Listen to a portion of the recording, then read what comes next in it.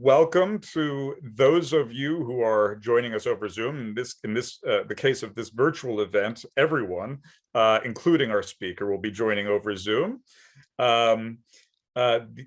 This is the Crease Noon Lecture for November 10th, 2021. My name is Benjamin Paloff. I'm the director of the Center for Russian, East European, and Eurasian Studies here at the University of Michigan, and as well as a professor of Slavic languages and literatures and of comparative literature here at the university. It is my pleasure to welcome Jessica Zachovich to give, it's a very deep pleasure, and I'll get back to that in a moment, to welcome Jessica for this Crease Noon Lecture. But first, I do wish to alert our attendees to some upcoming events for the remainder of our fall calendar. First, tomorrow, that is Thursday, November 11th at 5:30, from 5:30 to 7 p.m. Eastern Standard Time. The Center for Russian, East European, and Eurasian Studies is co-sponsoring the author reading as part of the Zell Visiting Writers series hosted by the English department with author Andrea Lee, author of, among other things, Russian Journal, a very important travel log based on the author's experience in the Soviet Union. That event will be in person as well as virtual. All of these events are listed and have details for attendance on our Crease website. On Friday, still this week, November 12th, as well as on Tuesday, November 16th, next week, we will have information sessions for the Foreign Language and Area Studies fellowships. So anyone interested in applying for FLAS fellowships in the coming cycle, please check out the website and see if you can attend one of these information sessions. Information about each of these events is being loaded into our chat on Zoom for those of you who want to follow those links. Next week on Wednesday, November 17th, we have a roundtable hosted by the Weiser Center for Europe and Eurasia. And the title is a Polexit on the Horizon, Poland's Domestic Politics, Law, and the EU, part of our ongoing attention to the rollback of democratic institutions in Central and Eastern Europe over the last couple of years. On Wednesday, December 1st, our last Crease Noon lecture of the semester will be similarly themed. It is titled Neo-Nationalism and De-Democratization in Hungary, Anti-Gender Policies and the Politics of Resentment. And that will close out our fall programming. Although looking forward into the future, we wish to make a general announcement that our MA program, our master's program called MEERS, the Masters in Regional Studies, where many of our graduate students may be specializing in the Eastern and Central European region. That application deadline is coming up on December 15th. So please do see our website for more details. We will be having an information session on the MA program on December 1st. So to welcome our speaker for today, Jessica Zachovich. This is a special pleasure for me as the chair of, as the erstwhile chair of Dr. Zachovich's dissertation committee here at the University of Michigan. Her lecture titled "The Image is the Frame, Revolution, Aesthetics, and Gender in 21st Century Ukraine" draws on over a decade of research toward her first book, which was published in 2020 by the University of Toronto Press with the title Superfluous Women, Feminism, Art, and Revolution in 21st Century Ukraine. It's a wonderful book. It has been receiving a great deal of attention, as well as some rather significant accolades, and as far as I know, is already slated for publication in both Ukrainian and Polish editions in the next year or so. In Ukrainian from Krytyka Press, and in Polish from the Muzeum Sztuki Nowoczesnej, the Museum of Contemporary Art. I often raise this book in particular as an example of two things. One is in my mind, it breaks the land speed record for revision of a dissertation into a book, seeing as Dr. Zachovich completed her dissertation at the University of Michigan in, I believe, 2015. And the book was out already, fully revised, fully realized as a book in 2020. The other reason I'm so pleased, and if you can allow me a little bit of immodesty, proud of this book is which is entirely, of course, Dr. Zachovich's effort, is that through advising this project, Dr. Zachovich taught me about a great deal concerning feminist protest movements in Ukraine, including the information that she fed me early on in the life of the feminist group Femen, which many of you may be familiar with, this topless largely these topless feminist protests that were held initially in Ukraine and then elsewhere in Europe. And when the international press started publishing widely on what they were treating effectively as an oddity of Eastern European public protest, I could indulge my foreknowledge of this through Dr. Zachovich's research. That is to say that, well, I knew the band before they became famous. There are many ways in which graduate education becomes an opportunity for faculty to indulge their inner adolescent music snob. All of this information that was highly topical, even as Dr. Zachovich was working on it, was only coming out into the world press when she was just finishing the research she's going to be sharing with you. So using firsthand interviews, archival documents, historical context, and theoretical frameworks, Dr. Zachovich tells the unique story of a generation of artists, feminists, and queer activists who emerged after the collapse of the Soviet Union, but whose ideas and actions were forged in the tumultuous decade between the two revolutions of the 2000s. Gender and sexuality are at the forefront of these activist experimentations with the body and public space. They're also deeply involved in online activism and the reproducibility of information online. But locally, they are just as much rooted in 18th, 19th, and 20th century Ukrainian, Polish, Russian, and Soviet aesthetics, which is an important dimension of Dr. Zachovich's work. Mapping out several key historical changes in independent Ukraine, Zachovich identifies discursive links across eras in order to investigate the deeper shifts driving social relations, politics, and international human rights discourse today. The lecture that she will present to us momentarily is going to, in particular, show how key ideological shifts in the discourse on gender and class, including the woman question, underpin both social divisions and points of cohesion in organizing around feminism.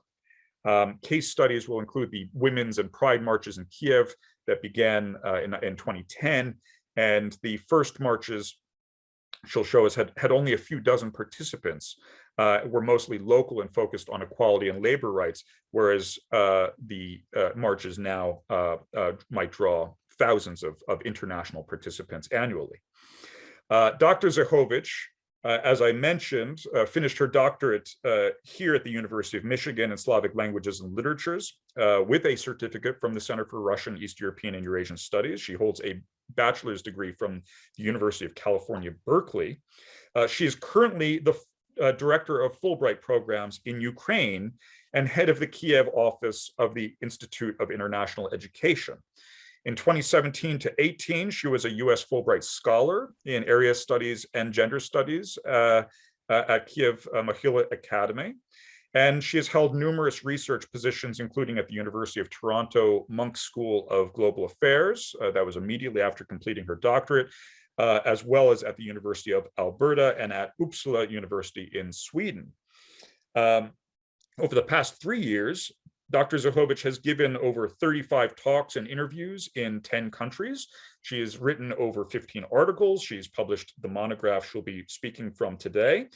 And she's a member of several professional associations and higher education associations, making her a wonderfully rich resource for our faculty and current graduate students who are interested in the applications both within and outside of academia of the kind of cultural studies research she has been conducting. So with that, and no further ado, welcome, Dr. Zachovich. It is a tremendous pleasure to have you here. Thank you. Thank you. You know, I've been more nervous about this talk than any other talk I've given since this book has been published over a year ago. And that's because Michigan is my alma mater, and I see so many familiar names in the feed. And I remember what it was like not so long ago to attend these lectures in person, of course. But I want to also just draw some geopolitical connections between where I am now, which is Kiev, and Michigan. Just yesterday, there was a presentation about Detroit rock and roll posters here online by an artist in Detroit. There are 3 Michigan alums right now in Kiev who are Fulbrighters who are from U of M, and 1 current student at Michigan State. So there is a contingent here. We're not that far away, really, if we think about how small the world really is. And this project took a long time to write. I'm going to go ahead and share my screen because I want to be sure to show images since we're talking about art and aesthetics. So here I'm sorry, Jessica, because I forgot to mention this, I do want to say for those of you who are kind of new to the Zoom format, now that we've shifted to the full screen presentation, you can move the speakers, the box with the speaker around your own screens individually. You can also use the chat function or the Q&A function to, the Q&A function to offer your own questions or comments, and I will be going through those and relaying them to our speaker after the talk is concluded. Thanks. So the title I took for today is actually the title of the 3rd chapter of my book, which I will show images from in a moment. This is the cover of my book, and the cover, of course, will be different in the Ukrainian and the Polish edition. I want to also underline how Muzeum Sztuki Nowoczesnej, known as MSN, really is so supportive of cutting edge dialogue right now. They received a review copy of my book and then said, well, we want to publish this because we think Polish readers should read about feminism after the protests in Poland last year. And one of the, I think, unique things about my book is that it doesn't really draw very solid lines between what is Polish, what is Ukrainian, what is Russian, because I was traveling to all 3 places while researching this, talking to largely activists, feminist activists, LGBT activists in their 20s and 30s who identify sometimes with dual passports or speak multiple languages. So my project wasn't really about the nation. It's not really about trying to look for a cohesive Ukrainian identity, although maybe that is one of the good positive outcomes of more recent support for feminist and gender activism in Ukraine on a larger scale. Which wasn't the case in 2008 when I started coming to Kiev interviewing activists. This image is from 2013. It says, "Stop propaganda, there is no fascism here." And I like to start with this image because everyone in the last 5 years has read many articles about Ukraine, very sensationalized, sometimes attached to, election hacking, Trump, Hunter Biden, disinformation. And this was a moment on the Maidan Revolution of Dignity at the end of the revolution, where protesters had organized cobblestones for drone cameras for international media to counteract a lot of the negative stereotyping that was happening around demonstrators on the Maidan. So the idea that the Maidan and the activists, all the activists there were fighting for one path to Europe is still contested in Ukraine. And in a sense, my book doesn't really have an ending. I stopped writing the documentation I was doing of activism in roughly 2014, 2015. That's where my narrative ends. So my book spans 2008 to 2015. This is the end point that you're looking at. This is where I decided to stop. But today, I live here in Kiev, and I'm hearing and engaging with those who are setting up the Maidan Museum. And it's really still a dialogue. It's still alive here. And the space of the Maidan, as I will get to in a little bit, is obviously very ideologically loaded space that was already a site for protests in Ukraine, not only feminist demonstrations, but demonstrations by students in 1990 on the Revolution of Granite, it was called. There were, again, protests, Ukraina bez Kuchma, against the Kuchma administration shortly after that. And then the Orange Revolution in 2004, 2005, which I talk about in the very beginning of my book, because I'm not writing a story about all generations in Ukraine. I'm very conscious of the fact that this is a history, a cultural history of the last 20 years, largely featuring the lives of young women and queer individuals in their 20s and 30s, whose ideas were shaped on the Maidan and beyond in 2004, 2005 in the Orange Revolution. The Orange Revolution was really formative for young people in Ukraine today and gave a lot of individual strategies and bravery to form activist groups and networks and student unions as well.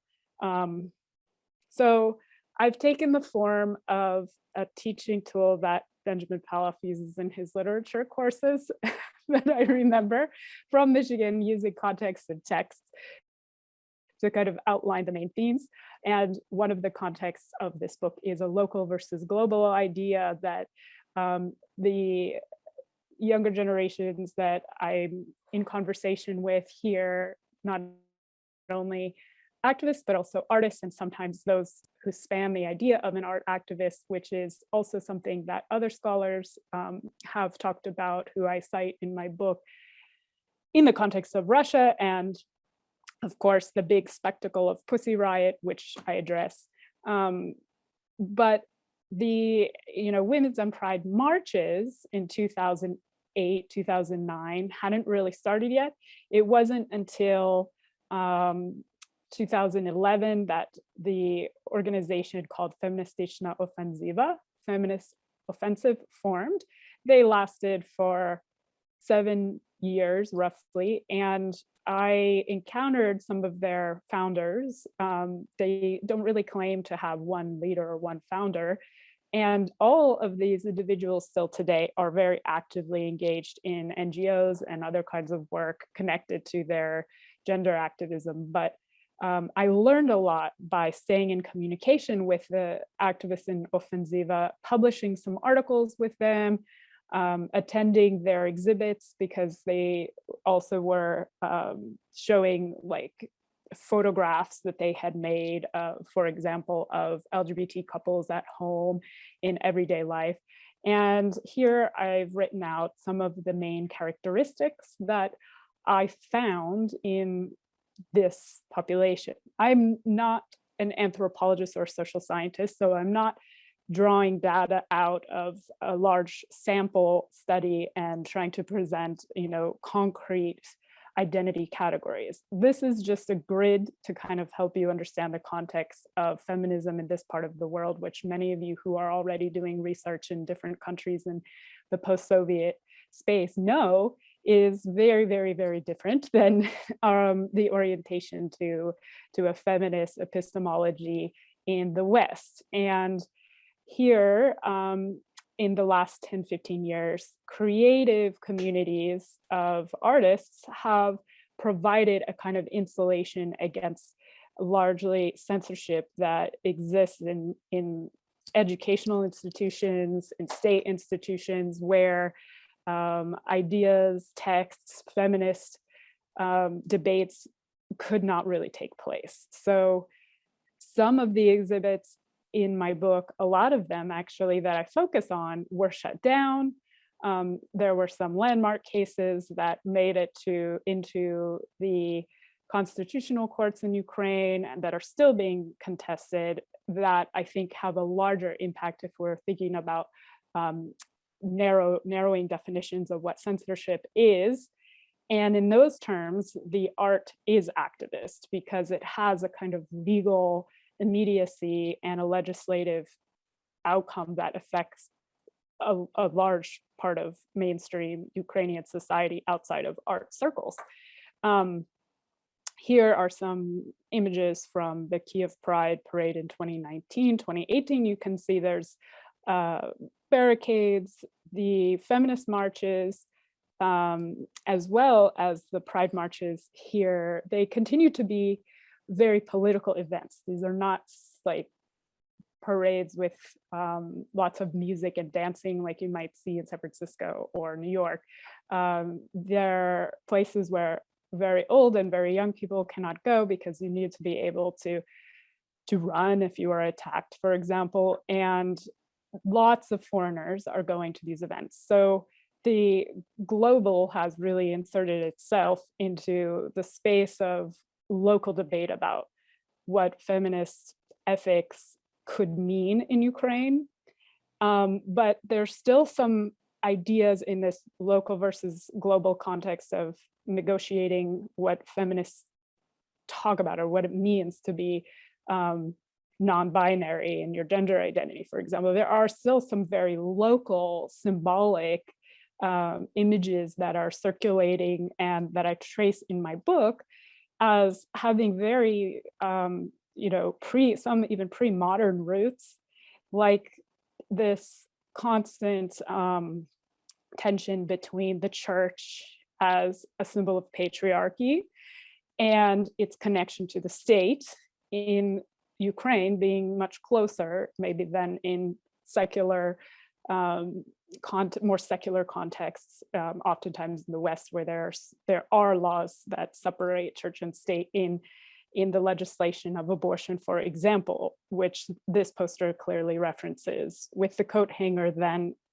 a year later becoming a symbol in Poland. So you can see that the symbols that are used in Ukraine sometimes travel around between feminist ideas and debates, that these are kind of borderless discussions in different contexts and different places. Maybe there is, in rural United States, for example, more closely connected decision-making that happens between like access to abortion and medical providers. And in Ukraine, prior to this, the group Feministyczna Ofensywa was organizing around this same issue in 2011. So you can see between 2011 and 2018, the issue still is on the table here. There's no clear law on abortion in Ukraine.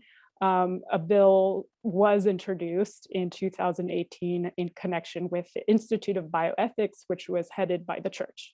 So that's what the Feministyczna Ofensywa group was initially organizing around when they started the marches, in actually, in some sense, finding a lot of support from academic, what they called academic feminists, which is an awkward term, but it's one that I've encountered in my work here, because people will ask me, are you an academic feminist or are you an activist feminist? And I don't always know how to answer that question, but maybe I usually say academic. Here you can see again the woman's body in constant tension with some of the institutional frameworks in Ukraine that are more local, because legislation is made on a local level, not a global level.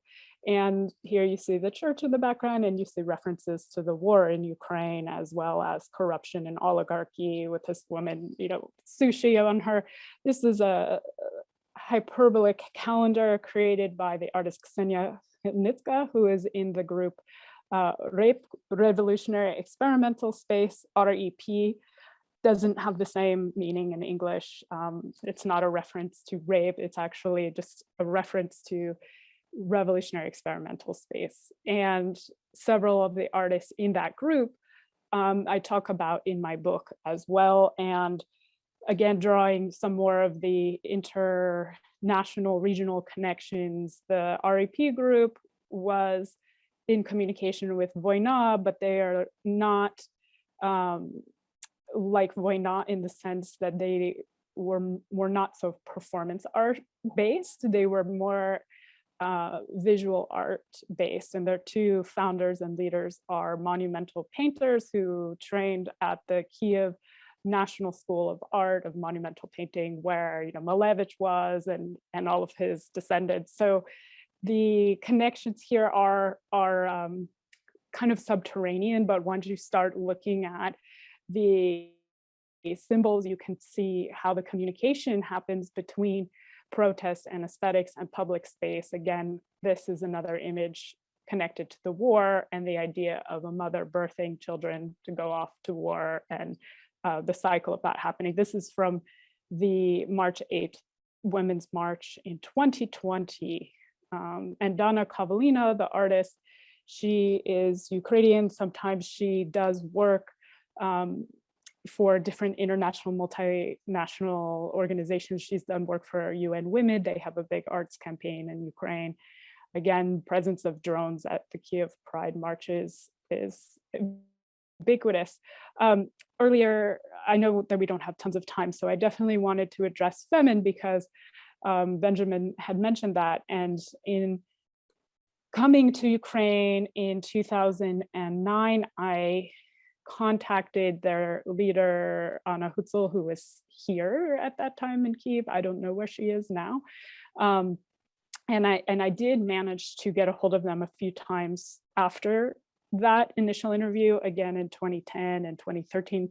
And I talked to some of their members who kind of defected from the group also, including one African Ukrainian member, which was very interesting because one of the major criticisms of Femin, and I also talk about this in my book, is the idea of a slim, glamorous, light-skinned woman that is already what the media sells, and using the tools of the master's house to critique the master is not one that I think in the end Femin did effectively. So there, I just wanted to show you a couple of images one by one. This one is the World Press photo from 2013 of one of the main leaders of Femin, Ina Shevchenko. Here's another World Press photo image from Ukraine, also from 2012, also referencing sex work, because Femin's slogan was Ukraine is not a brothel. Here you have an actual sex worker from the city of Kryvyi Rih, clearly, suffering from some kind of drug abuse, etc. It's a very harrowing image. And at the time, you also had in the media a lot of images from Yemen and from Iraq circulating alongside these other images of Femin and feminist protests. And so Femin started to take on strategies and develop a shock technique using media and narratives. And one of those techniques was their idea of a naked jihad and a kind of anti-Muslim rhetoric that received a lot of backlash from feminists in the Middle East, and a group called Muslim Women Against Femin formed. And there have been a lot of articles by women of color feminists from Middle Eastern communities writing against the grain of Femin. And I talk about that in my book as well, as part of this problematic of an East-West gaze in mass media that Femin has made visible, and the backlash of Femin has also made visible this Orientalism that is persistent in an East-West narrativizing of women and women's degrees of freedom. The idea that Western women are the most free, Muslim women are the most oppressed, and Femin somewhere in the middle in this gray space of post-Soviet feminism. And that is kind of what I am teasing out of all the symbolic analysis that I do of them in my book. It's very interesting, I think, that some of their members on an individual level had and still have creative lives, like the leader of Femin in the Netherlands, in Amsterdam. She is a recognized performance artist. I've interviewed her a few times about her life now, like years after Femin, and she has a lot of complaints about the way they were running their group as non-democratic, as too much focused on the media, as pandering to male reporters. By the way, for some of the copyright images of Femin from my book, I had to pay $600 an image to male journalists who were selling the images of these feminist activists. There was a wonderful journalist who donated his images for free, but it wasn't the case. And that marketing of female protest is something that I get into in my book as well, with regard to Pussy Riot too, which has and did sell a lot of media. But below the surface, you do have these fascinating kind of contrasts between East and West. Here, the Baroque angel from Christianity coming into this icon that was painted by Oksana Sashko before she committed suicide in Paris. And if you look at the lines of the World Press photo and the lines of the icon, they match. You can put the photo over the icon and you can trace the same lines. So it was kind of, I think, in my book, I included as a message of maybe solidarity. I don't no, I haven't interviewed anyone about these particular images, but I wanted to include them because there is a lot of other activism that I talk about in the 2000s, 2010s that was happening here and continues to happen here that has nothing to do with Femin or Pussy Riot. That's very interesting in its own aesthetic forms of a kind of inheritance of local aesthetic forms, like Rodchenko and the documentary qualities of early 20th century photography of citizens, Soviet citizens in different spaces, and changing those spaces, as you can see here, to show the kind of decay of what is left is not one that produces nostalgia by the younger generation because they never experienced the Soviet past. So it's, I think in my writing and in my interviews with this generation, it's more of a nostalgia for another's nostalgia. It's a way of breaking through the wall of difference between generations and trying to understand grandmothers and trying to take something into the future without feeling like they have to smuggle it because the Soviet past has already been labeled contraband. And those memories, some of them that the younger generation maybe wants to hold on to, have a lot to do with experiences of the war and also revolution, because those are experiences that their generation are living through today in Ukraine.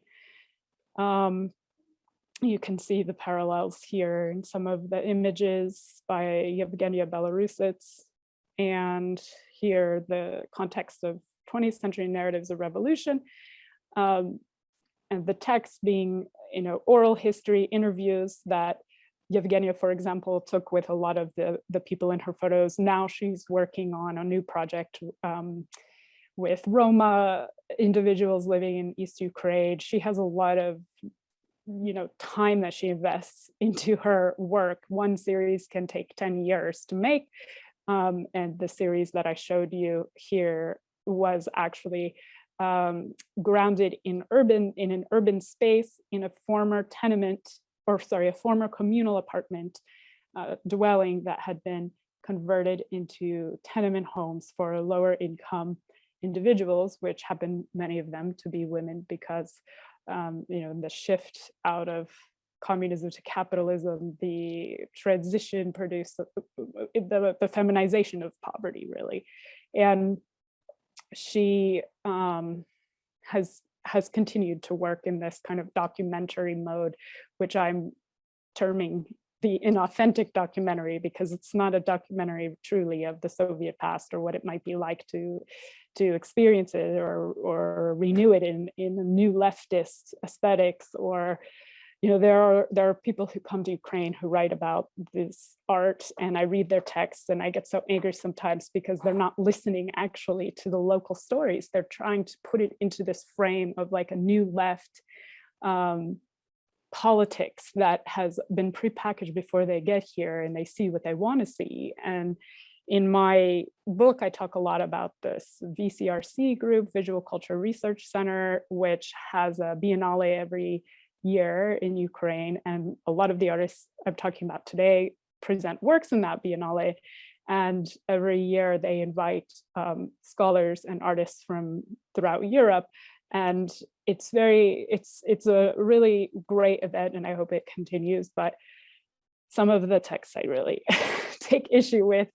And here you can see again another artist who's working with these kind of Soviet art, socialist realist aesthetics in a readaptation or new framing here. This is Vlada Ralko's work. She's a graphic artist. She created 120 images of the Maidan, and this is one of them, of these two women waving carnations that are burning. And she also, uses a lot of now images from the 19th century from Taras Shevchenko's drawings, which is kind of interesting because he's a male figure, national poet of Ukraine.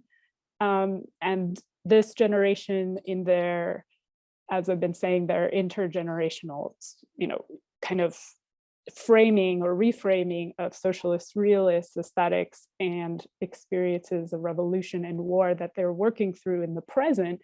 All of their work is really about the present. It's about the paradigm that they are living. I'm kind of now living through in Ukraine. I live here now, but the local Soviet great myths of the 20th century are broken down or exposed to be in conflict with some of the post-communist ideas of like a new left, which is marked by nostalgia, kitsch, and language, that's already been kind of moved beyond here, that there is an imperative to preserve some kind of accidental history of their parents' living memories. A documentary turn actually happening here with oral histories and autobiography, material artifacts. There's really an obsession with the material artifacts, pulling things that have burned almost because of shrapnel in the war, bringing them to Kiev, displaying them in very expensive galleries.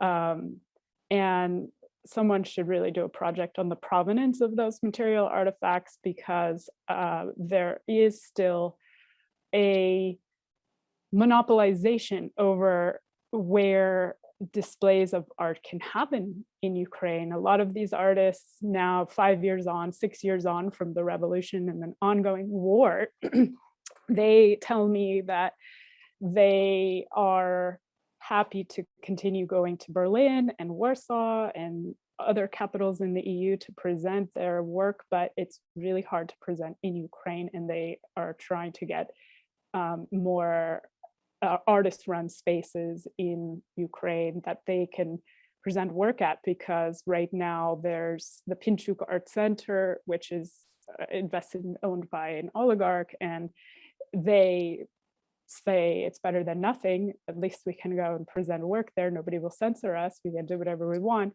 But it's also a very commercial space. It's a gallery space where there is, trading happening, purchasers, collectors from who knows where, Hito has written about this in the context also of the Soros Foundation and the CCA art centers. Kiev had one as well, and it was great for artists, but there have been some interesting projects since then to critique that early, neoliberalization of the creative spaces in post-Soviet Ukraine.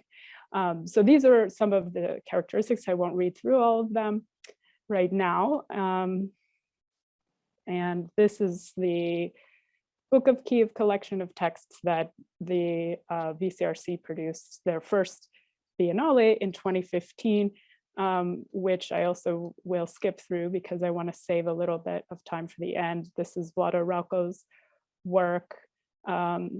Also from the Maidan, you can see the pillar in the background from the center of the Maidan. And here I really like this image because it's a woman looking at a fallen grandmother, which is and could be seen clearly as a reference to the Lenin Falls throughout Ukraine that started in 2015 and the revolution have continued. And in my book, I include a couple of artistic interventions into the spaces of the empty pedestals of the Lenin statues, one in particular at Basarabka, which was in downtown Kiev. That was the first Lenin that was erected in 1918 during the revolutionary period here. And what that particular intervention entailed was placing a stairway over the pedestal so anyone could walk up to the top of it and look around and take pictures. And it was created by an artist from Mexico in a competition that the VCRC Visual Culture Research Center ran in collaboration with Izolatia, a cultural platform here. And they had 300 submissions for that project, which tells you that it's a watched space, that again, the global here is really apparent, and it's really obvious that the revolution that happened in 2014 really it ricocheted around the world for people of my generation to kind of think about what it means for everyone. And in that sense, I like to approach the post-Soviet space as a global phenomenon, not as something to cure or reform. Certainly reforms are needed in the political sector in Ukraine. I'm not talking about the state right now, but in terms of the renaissance that's happened here in production around the ability to discuss and show women's bodies in public space that don't conform to the glossy media ads of a feminine-like production is I think noteworthy. And here is a painting by Lesia Jomenko, one of the founders of the REP group, from Dacha Madonna series. Those of you who know what the dacha is, it's a kind of ritual as much as it is a physical space of escape and maybe appreciation for nature that sustains a lot of families in Ukraine, sometimes literally by providing food for a family. And in this image, you can see the blue sky and the yellow wheat field, which is a reference to the Ukrainian flag. So I like this image because it produces, again, a kind of cohesive continuity with the symbol of Ukrainian flag, Ukrainian sovereignty, Ukrainian independence, without being overly prescriptive about conforming to an ideal of maybe pastoralism as a happy peasant. This is a woman in a kind of surrealist setting who's looking away from the camera, maybe even in a moment of mourning or loss, maybe near the front line. So a re-editing or a reworking of those aesthetics is it's a language for this generation to communicate with beyond beyond Ukraine's borders only. And we don't have a lot of time, so I would just mention this, I guess, book that was influential on me in interpreting some of the activism by the feminist group Offensiva around labor and fair hiring practices. Kathy Weeks came to Michigan and met with me and other graduate students in a reading group that my colleague in Romance Languages department had organized.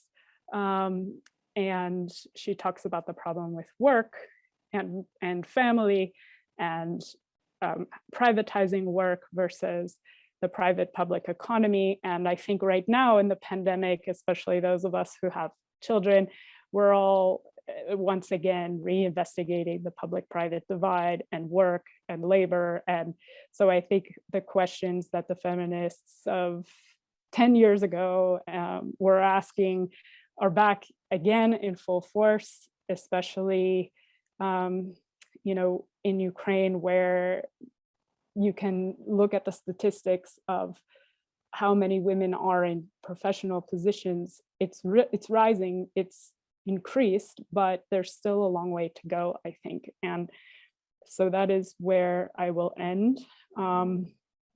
And I would love to answer any questions or engage anybody in the audience and your comments. Thank you, Jessica, for this wonderful presentation. I see you have many more slides. Please feel free to share them with, I find your slides always really quite fascinating. On one of the unfortunate side effects of having these kinds of events, as we've been doing them kind of in a hybrid fashion over Zoom, sometimes with Zoom and sometimes in person. Zoom, of course, allows us to have a speaker drinking coffee at 7 p.m. In Kiev while giving a presentation at noon here in Michigan. But the downside, of course, is that we can't applaud, which is something I actually genuinely miss. So I would encourage everyone who's logged into this meeting to express your applause in the form of a question or comment in the Q&A on the bottom of your Zoom screen. I will be monitoring this and feeding some of the questions to Dr. Zachovich. And as we're waiting for some of these questions to come in, please do put your questions into the Q&A. I wanted to ask the first question, sort of the director's privilege. I was struck by an early slide in which you mentioned feminist and gender theorists like Judith Butler and Michael Warner, not just theorists on gender, but also on media and gender.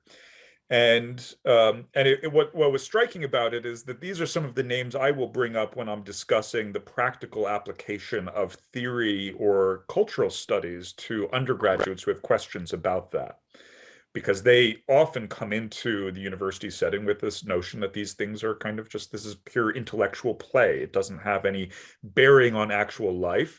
And then I can point out that much of the public discussion and debate, public policy debate, social debate around gender in the United States and Europe right now was generated by the research of people like Judith Butler, and not in a vague way, but in a very direct lineage. So I do certainly think that these things are relevant, and the question of relevance is usually launched from a perspective of dismissal, saying, well, this art that you're talking about is just individuals expressing themselves individually. It's not policy relevant. It is not related to, it's not a sociologically relevant document. And what you really demonstrate in your work is how that's clearly not the case. And yet, here's the question. Some of the artists that you refer to would seem, in fact, to feed into that misconception, that they do treat their own artistic careers not as the production of socially urgent or relevant or policy relevant texts, but as well, this is their art career. This is the showing in this gallery. Well, I can't do it in Ukraine. I'll do it in Berlin, whatever. And really do seem to be very media savvy and interested in participating in the media as much, if not more, than in the movement for social and political change. So I was wondering if you could talk about that tension, where on the one hand, this seems like highly relevant social document, and at the same time, it is something that is produced really with the desire to get hits. Yeah. Yeah, it depends in my book who you're talking about, because Femin, for example, is exactly, right in the middle of the maelstrom of the media eye, and they are playing with that gaze and its scripts, because media has scripts. There are recognizable villains and heroes, and they used tactics to create dramaturgies to make policemen look ridiculous on camera, or to make themselves attract a lot of attention, like you said, to get hits. But then after getting this attention, they kind of started to evolve. They went abroad to Paris. They left Ukraine. When they were still in Ukraine, they were using a lot of like slogans that could be, put on headlines here, and they would paint them on their bodies. And body painting is something that feminist activists in the 70s also were doing. And media activism in the 70s also was a real, kind of navigation of the explosion of like television ads at that time for the pill, like birth control debates happening, and domestic violence activism. And I think in this sense, like Femin is a very 1970s group that suddenly was, in the Facebook era, and they went to Paris, and then in that framework, they started to really kind of corporatize their format and create an illusion of themselves as like this huge international phenomenon using social media. So they would find or recruit one or two people in different countries and different places. Like in Brazil, they had someone who since has joined the far right, which is interesting, because this also kind of Trump actually used this attention, earned media, it's called earned media, where it's about getting as much attention as you can, being as flamboyant as you can. It's been proven in a lot of election campaigns that that is the cheapest and most effective way to win an election, not necessarily speaking honestly. I mean, that's not good news. That's not really what we would want to hear, but that's what Trump showed us. And prior to Trump, Femin was doing the same thing. They were getting a lot of earned media, and this created an idea of a huge protest movement, which wasn't necessarily a movement in numbers, because they had few women. If you counted them all up, it would probably come out to be about 40 internationally, but very hardworking, all of them, in writing texts and blogging. And I spoke with a Femin leader in Toronto whose family was from Serbia, actually. She was a Serbian immigrant, and she was communicating with women in Serbia, and they were working like 24/7 on media posts and probably making as much money as a graduate student. So they were surviving in this sense. And in a weird way, they were gaining a lot of skills that I've spoken with these activists since leaving Femin, they still use in their work, like performance before cameras, how to do really effective interviews, and really not giving a damn what people think about them. So I think in this sense, like it does have a kernel of empowerment, even if the production of these like kind of racially blended ideas around jihadism and the Iraq war were going really too far with the media scripts in a way that appropriated other subject positions. So women of color were not largely visible in feminist group. And that is something that I think is problematic in their narrativizing of themselves. But the other feminists, like in Kiev, that were creating art displays here that are more positioned in galleries or in academic, educational institution, cultural institution, even street art also.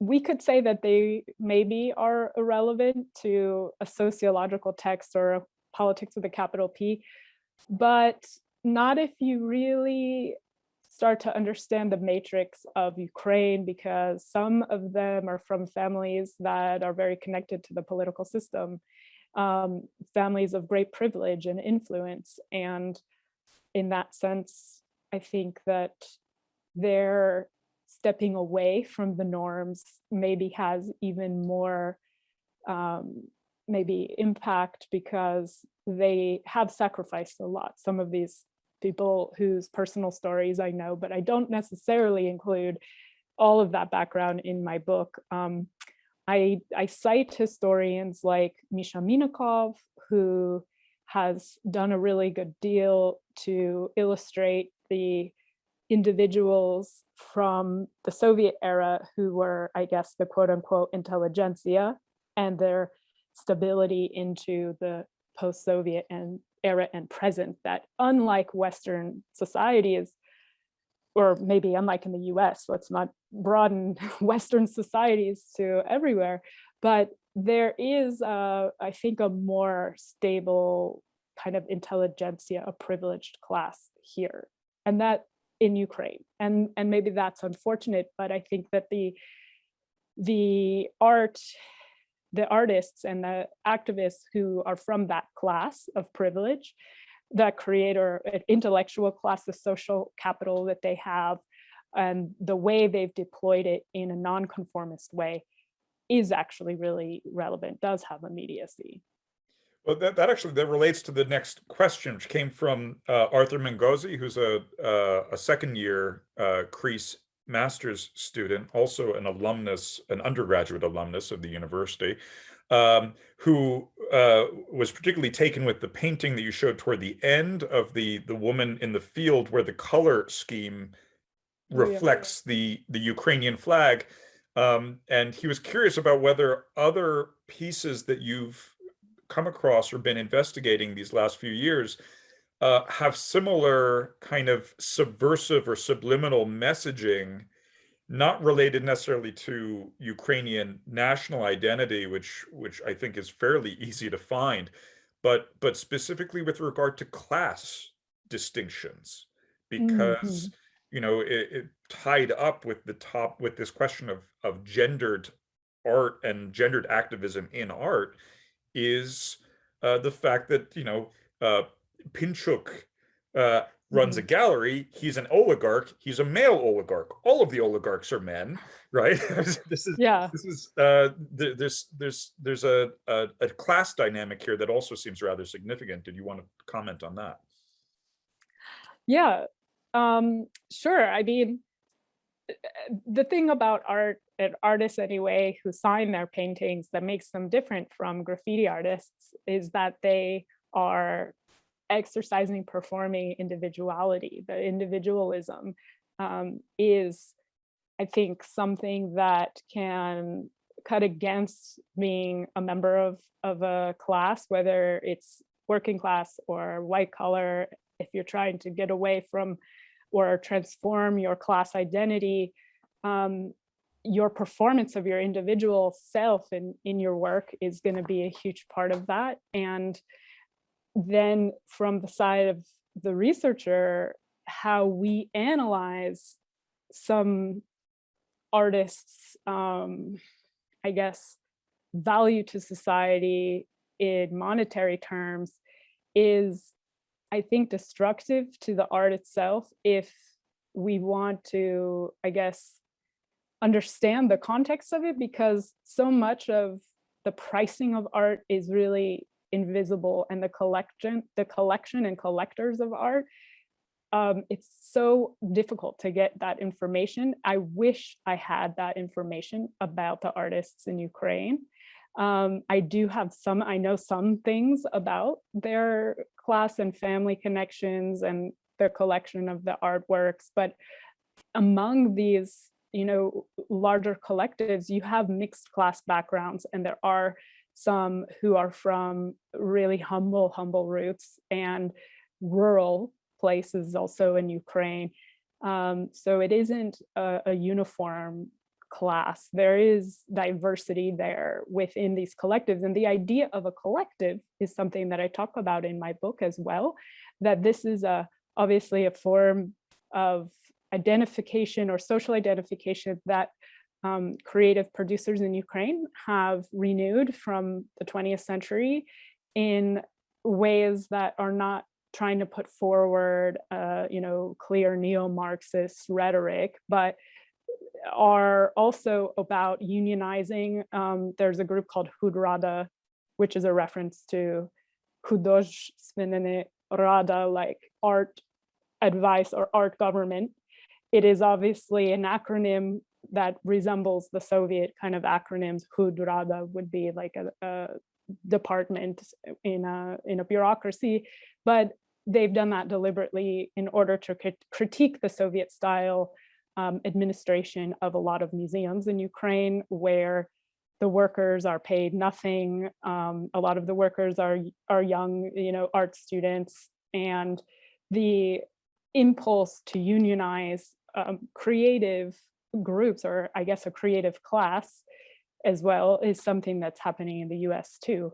There's a lot of exploitation in the cultural spheres, a lot of free labor, volunteer labor, invisible labor, co-option of ideas, copyright infringement. All of that exists here as much as it does in the US. And I think those are all class issues that need to be discussed in terms of the actual production of art and display and circulation. But in the representation of class, if you're talking about like, I'll show you another image. Here, these are women working in the textile industry. These are photographs by... We're not seeing them. Are you sharing your screen? I'm sorry. Oh, here, let me show you. Yeah, 1 second.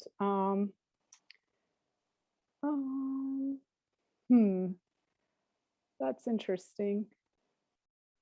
Here we go. There you go. So the representation of class is something that has come to the fore in more recent art and visual ethnographies, I would say. Actually, that was a course I taught at Kiev when I was in a Fulbright here, was visual ethnography, using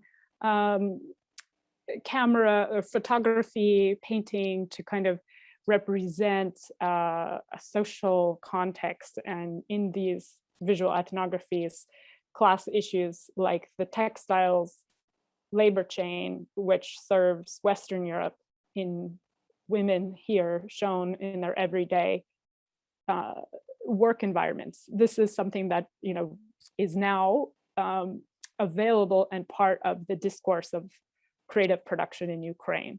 So yes, class is very much, I think, present in the representations and discussions around women and women's work and labor. Here are some more examples. And if you're interested, actually, Oksana Brukovecka is currently a penny stamps MFA at University of Michigan. She's one of the main figures in my book, an artist and curator from Ukraine, a feminist, a wonderful writer. And I know that she recently did an exhibit in penny stamps, and we'll be doing more this year and next year. So you have a live actor on campus who can help you with more of your work, more of your research as well. That's great, thank you. And also, I have to share just a couple of footnotes. Professor Krutikov, Mikhail Krutikov, has helpfully corrected my over generalization by pointing out that Yulia Tymoshenko is an oligarch and is also a woman. I don't know if being able to name the one it makes necessarily neutralizes the point, but I always appreciate a fact checking. And the point is well taken. There's another question from David Kurkowski. It's very clearly formulated, so I'm just going to read it out loud. After David thanks you for this wonderful and invigorating talk, he says, I noticed that a number of the final slides are from Jestem Ukrainko, that is in Polish, I am a Ukrainian woman, that I believe came out of Polish-Ukrainian feminist artist exchanges in 2018, 2019. I'm curious if you could say more about the role of local geopolitics, particularly the role and image of Poland throughout the story you tell in your project. I also wonder whether such artistic interventions are articulated as migrant rights in addition to feminist projects, something very much on the mind as we track the concerning migrant situation on the Belarusian-Polish border.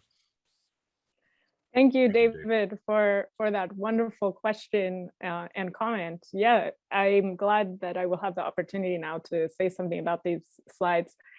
This was indeed part of a art exchange between Warsaw and Ukraine in the Warszawa Budowie, Warsaw Building, Rebuilding Festival called Neighbors. Not an unloaded title in Poland, but the I Am Ukraine posters were made by Oksana Brukovecka, who I mentioned, and they feature working class Ukrainian women who do go to Poland and serve in all kinds of different roles. And here you see a oficjanka, like a waitress, a nurse, a strawberry picker. And in the background, there is an image of Lesia Jomenko, who is a very revered poet and playwright from the late 19th, early 20th century in Ukraine. In fact, she has, amazingly, very few women do this, but she's entered the canon of Ukrainian literature, and she is on the, I believe it's the 10 or maybe 20 hryvnia note. She's on the bank, one of the banknotes in Ukrainian currency, the hryvnia, and that banknote image is in the background here on these posters. So Lesia Jomenko's, face, the face of money in Ukraine, is superimposed with working class Ukrainian women who migrate to Western Europe for oftentimes low paid or very, precarious labor. And the reception of this, Oksana wrote about it in Ukrainian. I think she published it in English as well. I do remember reading the text in English, but the response was very interesting because she said that she was really hurt by the reaction of Ukrainian women in Poland of the professional white collar class, that they were embarrassed of these posters and thought that they made a mockery of Ukrainians in Poland, and they wanted better representation of Ukrainian success. So this idea to hide away or shame the working class is something that Oksana has spoken out against and worked on in her larger curatorial projects, which she has taken throughout Europe, not only in Poland but in France and other places. She published a book called Right to Truth, including lots of interviews with feminist activists and artists. So that's where these posters come from. And let me see and this one too, I wanted to include from the exhibit Textus by a artist from Prague, showing, a kind of vyshuvanka, like a embroidered apron with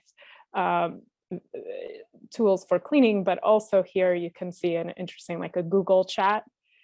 So this is like Google search for Ukrainian or for East European workers that she included onto this vyshuvanka. And this art form, this kind of embroidery is, obviously a readaptation of the Slavic folk embroidery, but it also has more recently been written about in the context of craftivism, also in Western Europe and in the US, where knitting, like stitch and bitch, has become a phenomenon in kind of getting younger women to embrace or utilize this traditional woman's sphere in a way that that can be political.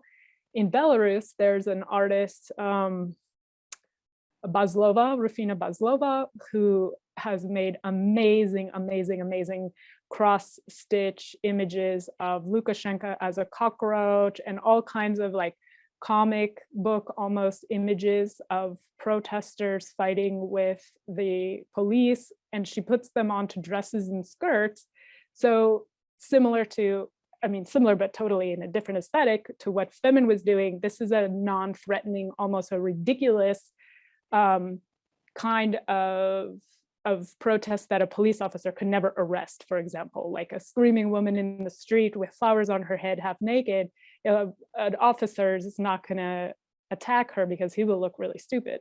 Just like the orange doors in the Krasnoludki in Wrocław, and now in Belarus, you have lots of vyshyvanki, and well, that's the Ukrainian word. I don't speak Belarusian, but you have a lot of these cross-stitch, kinds of craftivism happening. So the art form, the irrelevance of art can be co-opted to, I guess, insulate against crackdown on protests. So in this sense, art has a direct use, I guess. It becomes useful as a shield in this sense.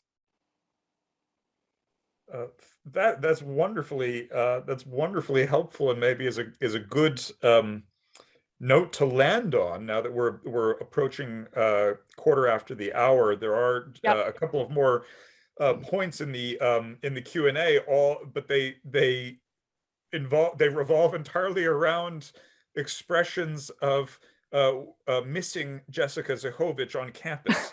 In particular, Marisha Astafin has said, "We miss you," and that's certainly the case. So thank you, Jessica, for speaking to us. You and I have been talking about having this kind of event for basically the entire duration of the pandemic, because your book came out just as we would wish to welcome you to campus in person, and of course that became impossible under current conditions. But we're so glad that you were able to join us virtually today, and we look forward to bringing you back to discuss your current and future projects in person at a later date. I will come. I've got my COVID vaccination certificate. I will be there anytime.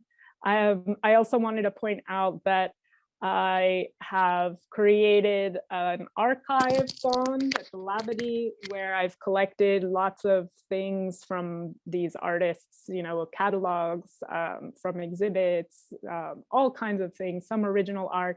And I keep gathering things, and I'm going to continue putting them there in the Labadie archive. So future researchers, readers of this book will also have to travel, they will enjoy and get the privilege of traveling to Michigan to hopefully work with this material. That's my goal. So that's wonderful. Thank you for bringing that up, and we'll see about getting some guidance, or at least references to those materials onto the CREASE website when we're able to gather that. But that's these kinds of efforts to archive the material and make it available to North American scholars, or in some cases, any scholars. It happens that sometimes these archives are the only large compendia of materials, especially the ephemera from these kinds of protest movements. So that's a real boon to future scholarship. Thank you for continuing to do that. We really do value that. Well, with that, thank you everyone who was able to join us today. Thank you, Dr. Zachovich. And just as a reminder, our next events for the Center for Russian, East European, and Eurasian Studies are the co-sponsored Zell Visiting Writers reading with Andrea Lee tomorrow at 5:30. You can find information about that both on the CREASE website as well as on the English department's website. And the FLAS fellowship information sessions, which we will be holding both on Friday, this coming Friday, November the 12th, and on Tuesday, November the 16th. Our next CREASE Noon lecture will be on Wednesday, November 17th. That is 1 week from today. That will be a roundtable sponsored by the Weiser Center for Europe and Eurasia on Polexit, the possibility of Poland departing the European Union. Thank you all for attending. Please have a safe and enjoyable afternoon. And thank you again, Dr. Zahovich. Thank you, Dr. Pavlov. Signing off and hope to see you soon. I hope to see you. Take care. Bye-bye.